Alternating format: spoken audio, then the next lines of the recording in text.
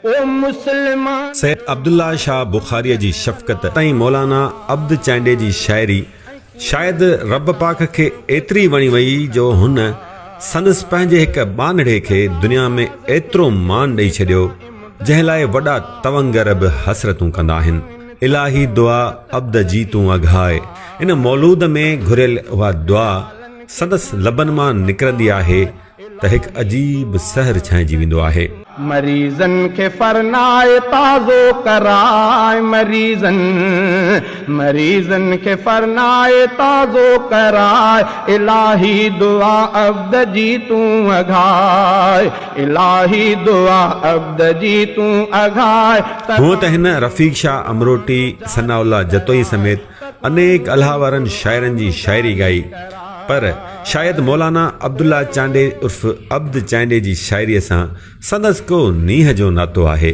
मौलाना अब्दुल्ला चांडे साहब जो ज़िक्र निकितो आहे त अव्हां खे ॿुधाईंदा हलूं त अब्द चांडो साहब सिंध जे सरमोड़ कोमपरत शहर सरकत सिंधीअ जो वालिद हो। इलाही दुआ अब्द जी तूं अघाए, त कानून कुरान जारी कराए।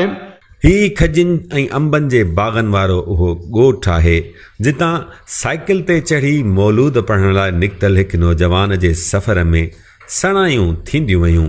हू रब पाक जो हमद ऐं नबी साईं जन जूं नातूं चवंदो रहियो। नेठि 50 वरनि जे कैरियर में खेसि रब पाक 50 लख दफ़ा हमद ऐं नात चवण जो एज़ाज़ बख़्शे छॾियो। ही अल्लाह जे उन बानड़े इमदादुल्ला फुल पोटे साहब जो ॻोठु आहे जिते अॼु साणसि मुख़्तसिर कचहरी कंदासीं।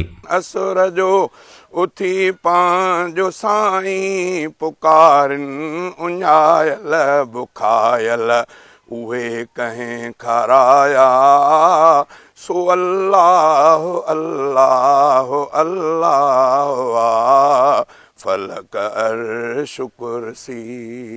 फुलपोटो साहब खैरपुर खां 3.5 किलोमीटर उत्तर तरफ़ संदसि वालिद जे नाले सां मनसूब ॻोठु मौलाबाद में रहे थो।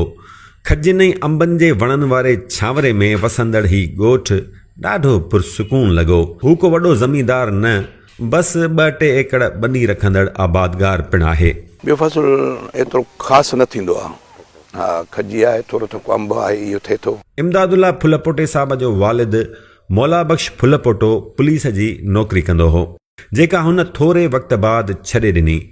पाण बि तमामु सुठो आवाज़ रखंदड़ ऐं मौलूद चवंदड़ हो, पर इमदादुल्ला साहब पंहिंजे वॾे भाउ साईं हबीबुल्ला खां मुतासिर थी नंढपिण में ई मौलूद चवणु शुरू कया। घर में मुंहिंजो भाउ हबीबुल्ला, वरी इहो हुयो, पोइ इहो वरी शुरूआत थी वई इन जी, वरी असां इन खां ॿुधी वरी असां बि होॾां शुरू थियासीं। शिरक कुफर जा भॻा भांडार, वाह वाह मिले देवो अरबी असांखे। हूअं त ॻाइण ऐं चवण में वॾो फ़र्क़ु हूंदो आहे। कंहिं बि राग जो बुनियाद सुर हूंदा आहिनि। अहिड़ी रीति नातख़्वानी ऐं मौलूदनि जो बि को न को बुनियाद त हूंदो, को राज़ त हूंदो। उन हवाले सां फुलपोटे साहब सवाल जो जवाबु ॾिनो त हिकु अल्लाह जी ग़ैबी मदद आहे। हा, जेकॾहिं तव्हां ॿुधायूं त तव्हां पाण हैरान थींदव त अॼु ॾींहं ताईं मां आवाज़ जे हवाले सां काई परहेज़ न आहे, न सिखिया को, न सिखा सुर जी, न ख़बर ई न आहे। अल्लाह पाक अव्हां खे बि वॾो मान ॾिनो आहे। अव्हां केतिरो मुआवज़ो तलब कंदा आहियो? केसटुनि वारनि वटि हूंदासीं त उन्हनि सां ॻाल्हाईंदासीं त हेतिरा पैसा वठंदासीं। हे जेको अवामुन्नास असांखे ॿुधे थो, इन्हनि सां को मुतालबो कोन्हे। जलसे वारो को सॾे थो, उन सां मुतालबो न आहे। ईअं थियो जो पहिरियों दफ़ो मां वियुमि त मूंखे कुल ₹1.5 ॾिनई। घणो? ₹1.5 कुल। मां हलियो पेंडल साइकिल ई हलो आयुमि। वरी महीने खां पोइ वरी आयो, वरी तारीख़ ॾे मां चयो हा। वरी मां वियुमि त ₹2.5 ॾिनई। ॿियो दफ़ो वरी वियुमि, पोइ ₹5 ॾिनई। माना ईअं पोइ वरी 2-3 दफ़ा घुराई, पोइ ₹5। माना इहा कैफ़ियत बि हुई। भला मौलूदनि जी महफ़िलनि दौरान माण्हुनि पारां मिलियल घोर खणिजे या न? तालुक घणो रहियो। सैयद अब्दुल्ला शाह बुखारी सखर जो वॾो आलिम हो, वॾो साले इंसान हो। उन्हनि सां पोइ माण्हू कॾहिं कॾहिं ईअं ॾींदा हुआ पैसा, त पोइ वरी मां स्टेज तो न खणंदो हुउमि। पोइ जेकॾहिं केरु खणी ॾिए त ठीकु आहे, जेकॾहिं पंहिंजे खीसे में खयूं वञे तॾहिं बि ठहियो।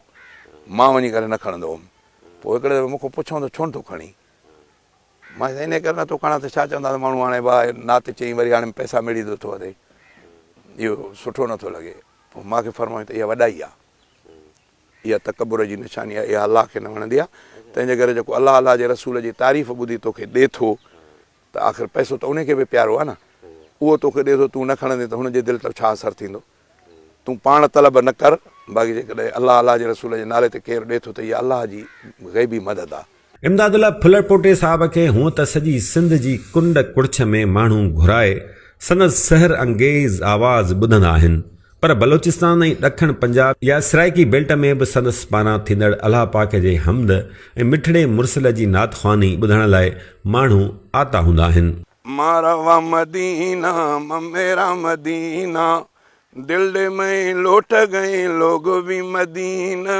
मारवा मदीना दिलड़ी ने माणी को मदीने है जावना मदीने है जावना बल नहीं आमना मुस्तफ़ा ना पिन्हने ना उस्तना दारू अरे चार कुंडा दा डगारा फुल ना खुशबू अरे जॾहिं त हू सऊदी अरब ऐं दुबई बि मौलूद चवण वेंदो रहंदो आहे हूअं त फुलपोटे साहब जा चयल हज़ारे हमद ऐं नात झर झंग मशहूरु आहिनि पर साईं सनाउल्ला जतोई साहब जी लिखियल दुआया नात शल मदीने पार ॾे कादिर मुंहिंजी क़िस्मत करे सभ खां वधीक मक़बूल आहे ऐं उन ई नात जे सदके अलाए केतिरा पांधीअड़ा गुंबद ख़िज़रा ॾिसी आया हूंदा घणो जेको मुंहिंजो तमामु जंहिंखे हिट चइजे उहे ॿ टे शेर अहिड़ा आहिनि जेके उहे विया जंहिंमें शल मदीने पार वारो शल मदीने पार कादिर मुंहिंजी क़िस्मत करे रेडियो पाकिस्तान ख़ैरपुर ते मुंहिंजो इहो तमामु टॉप ते वियो मौलाना सनाउल्ला जतोई पनियाकल खां ॿाहिरि ओठिरो अथनि बेकार बेसमरा हिया कोई समर कोने अदा मिठड़े रहा तो सिंध में मिठड़े मोहम्मद खां जुदा तीन थो निकिरे कुणो ऐं पंध ॿिया ॾाढो परे गुंबदे ख़ज़रा ॾिसां मुंहिंजी दिलि ठरे मुंहिंजो मन ठरे शल मदीने पार ॾे कादिर मुंहिंजी क़िस्मत करे गुंबदे ख़ज़रा ॾिसां मुंहिंजी दिलि ठरे मुंहिंजो मन ठरे भला साईं गाननि जी धुन ते हमद या नात चवण ते आलिम सॻोरा एतिराज़ नथा कनि किन आलमनि सुवारनि सां इहे ॻाल्हियूं थियूं उन्हनि ॻाल्हियूं ॿुधायो त जेकॾहिं तव्हां उन धुन मां छड़ो उन्हनि जी लज़त हासिलु करणु नथा घुरो पर उनखे जवाबु ॾियण जे लाइ चओ था त पोइ इहा सुठी ॻाल्हि आहे इमदादुल्ला फुलपोटे साहब मूजिब खेसि हर मकतब फ़िक्र सां तालुक़ रखंदड़ माण्हू ॿुधनि था घणा त खेसि दुआऊं ॾींदा आहिनि ऐं हू ख़ुशीअ विचां मुरकी ॾींदो आहे ॿुधे मूंखे सॼो अवाम थो आल तशी ॿुधनि थियो आल तशी बि ॿुधनि था बरेली हज़रात बहरहाल मूंखे चवंदा आहिनि त यार तूं आशिक़ रसूल आहीं भलो ईअं अलाह ख़ुशि कंदुई चवंदा आहियूं त काबो हिकु आहे क़ुर हिकु आहे रसूल हिक ते कलमो पढ़ियो आहे अलाह हिकु करे मञूं था बातिल जे ऐवान में आंदा तो हिन ज़लज़ला तुंहिंजा सोना वलवला वाह शहीद करबला बातिल जे ऐवान में आंदा तो हिन ज़लज़ला तुंहिंजा सोना वलवला साईं इमदादुल्ला फुलपोटो साहब न रुगो हमद नात पर सिंध जी साराह में बि शाइरी चवंदो रहंदो आहे सिंध जा त असां बि आहियूं ऐं असांखे सिंध जे मुतालिक़ उहे जज़्बा आहिनि जेके पंहिंजे हर हिक खे माण्हू पंहिंजे धरतीअ जे लाइ हुजणु खपनि तो पालिया आशिक ज़रीफ़ शहबाज़ मंझि सेवण शरीफ़ शाइर वली शाह लतीफ़ दफ़्तर संदसि दीवान वा हुबे वतन दिल में रखणु मजबूर हर इंसान वा छाॾो हुआ सारा करणु ऐं सिंध खे सुहिणो चवणु हुबे वतन दिल में रखणु मजबूर हर इंसान वा अहिड़ी रीति अमड़ जी अज़मत ते संदसि केतिरा ई शेर चयल आहिनि पुछियोसीं उन जो सबबु छा आहे फरमाइश या दिली ख़्वाहिश न इहे दिली ख़्वाहिशूं आहिनि अलाह ताला क़ुर पाक में पंहिंजी तौहीद खां पोइ बयानु जेको इज़त वारो करायो आहे उहो अबे अम्मा जो आहे ते मुंहिंजी इबादत खां पोइ वरी अबे अम्मा जो ख़्यालु कयो ख़ुशनि जॾहिं अबो अम्मा पोढ़ा थियनि पोइ उन्हनि खे उफ़ बि न चओ हदीस पाक में भी ईंदो आहे त अबे अम्मा जी दुआ औलाद जे हक़ में हर सूरत में क़बूल पवंदी आहे, पोइ उहा भलाईअ जी हुजे या तबाहीअ जी हुजे। साईं जन फरमायो त पीउ माउ जे ज़बान खां औलाद जे हक़ में लफ़्ज़ निकितल दिलि वारो उहो निशाने ते लॻंदो। जे उहा भलाईअ जी आहे त अॾिजी वियो, जे तबाहीअ जी आहे त खणी 100 नमाज़ूं पढ़े, 100 हज करे, अलाह खे निज न आहे। अबू अम्मा जेको नाराज़ आहे उन वटि अलाह जी इन शइ जी परवाह न आहे। मुंहिंजी प्यारी अमल पेर तुंहिंजा चुमा, तुंहिंजे कदमनि जे हेठां थो जन्नत मञा, तुंहिंजे हथड़ा खणी हर मुसीबत टरे, तुंहिंजे हथड़ा खणी हर मुसीबत टरे, तुंहिंजे कुर्बन मथां घोर मिठड़ी थियां। साईं अव्हां लाइ चयो वञे थो त अव्हां भला मल पहलवान रहिया आहियो। इहा ॻाल्हि केतिरी दुरुस्त आहे? उन जे ॿाराड़ी जो माहौल थींदो आहे त ईअं थींदो, ॿियो को ख़ासि मल जो इंतज़ाम न हो, बाक़ी ईअं विढ़ंदा हुआसीं नौजवान पाण में। भला साईं हिन उमिरि में जेकॾहिं अव्हां खे मल विढ़णी पई त पोइ? मां सम्झां थो त ॾुखियो आहे, पर पोइ वसो न घटाइबो। दसणु न दसणु ॿी ॻाल्हि आहे, बाक़ी वसो कबो। मल जे हवाले सां हिकिड़ो हवालो तव्हांखे ॿुधाए छॾियां।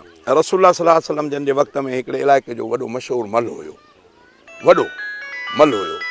पोइ हुन साईं जन जो ॿुधो त नुबूअत जो ऐलान कयो अथऊं, पोइ हू साईं जन वटि आयो। पोइ जॾहिं मां तव्हां वटि आयो आहियां, तव्हां पाण खे नबी था सॾायो, अलाह जो रसूल था चओ, पाण फरमायो त हा। पोइ चईं साईं भला मां कीअं तव्हांखे मञां? पाण फरमायो त मञण जे लाइ जी ॿुधाए तूं। चई मुंहिंजी दिलि घुरे त मूंसां मल विढ़ो। मल ते ॻाल्हि थो ॿुधायां, मूंसां मल विढ़ो। जे वियो मारे त पोइ वाक़ई तव्हां सचा रसूल आहियो, मां कलमो पढ़ंदुसि। साईं जन फरमायो त हाणे मल सां त कोई मसइलो कोन्हे, पर तुंहिंजी दिलि घुरे थी त भले न बि साईं। पोइ रवायत में अचे थो साईं जन ॿई मल विढ़िया। मल विढ़िया त जीअं ॿार खे खणी उछलाइबो आहे, साईं जन ईअं उछलायोसि त उहो हेठि किरियल बि हुजे, साईं जन ॾे निहारे पियो। साईं जन ॾे निहारे पियो, चए पियो मूंखे सम्झ में ॻाल्हि नथी अचे त छा थियो, ॿीहर थिए। साईं जन फरमायो भले। ॿीहर बि साईं जन ईअं खणी करे उछलायोसि। तंहिंखां पोइ उथी करे चई त इहा तव्हांजी कुवत न आहे, अलाह जी कुवत आहे, कलमो पढ़ी मुस्लमान थियो। यानी मल विढ़णु खां मूंखां ख़राबु कमु कोन्हे, ख़राबु कमु कोन्हे। साईं अव्हां छा था सम्झो? अव्हां खे जेकी कुझु बि मिलियो आहे इहो हमद ऐं नात ख़्वानीअ जे करे मिलियो आहे? मूंखे इज़त, मूंखे दौलत, मूंखे एज़ाज़ अलाह जे रसूल जे नाले जे करे मिलियो आहे। इमदादुल्ला फुलपोटे साहब जा हमद ऐं नातनि ते ॿधल 600 एल्बम अची चुका आहिनि। संदसि दावा आहे त हू हेसि ताईं 50 लख दफ़ा हमद नात ऐं ॿिया कलाम चई चुको आहे। जेकॾहिं संदसि इहा दावा दुरुस्त आहे त पोइ संदसि नालो Guinness book of the world records में अचणु घुरिजे। हाणे 5000 इहे थिया जेको मुंहिंजो महफ़ूज़ आहे, जेको इन मवाद जे हवाले सां ईअं लखनि जे तादाद में वरी हिक हिक खे मां रिपीट जेको कयो आहे, माना जेकॾहिं हिकु हिकु शेर हेॾे त महफ़ूज़ थी वियो केसट जे हवाले सां हिकिड़ो, पर मां इन खे ईअं दवा सां चवां थो न चयो हूंदुमि, तॾहिं बि 1000 खां मथे हिक हिक खे चयो हूंदुमि, हिक हिक खे वरजायो हूंदुमि, जलसे में हुन जलसे में हुन, वरी इहो हिसाबु कजो, पंहिंजे मुंहं सां बि करे सघिजो। भला अॼुकल्ह जे रागिन बाबति छा चवणु चाहींदा? हाणे पसंदि हुननि जो राग त कोन्हे, बाक़ी तबियतूं। पोइ तबियत कंहिंजी पसंदि आई अव्हां खे? सुठा हाल आहिनि, असां सां सभई सुठा हलिया। बसि हाणे वॾो शमन मीर हलिया, उन सां मुलाक़ात थी। ऐं मुमताज़ मोलाई त पंहिंजे संगत जो माण्हू आहे। मुमताज़ त हितां जो ई आहे, माना उहो बि त टंडो मस्ती, ॿई भला, ॿई अदब सां। इहे भला हू जो मुमताज़ आहे, इहे अदब एतिराम सां, छो त जान अहिड़ो आहे न। शमन ई ख़ुदि मूंखे चयो जॾहिं कचहरी उन सां थी, त उन मूंखे चयो त यार अॼु खां पोइ मां बि मौलूद ॻाईंदुसि, ऐं उन मुंहिंजे इन कचहरीअ खां पोइ मौलूद ॻाया। साईं आख़िर में इहो ॿुधायो त ज़िंदगीअ मां केतिरो ख़ुशि आहियो?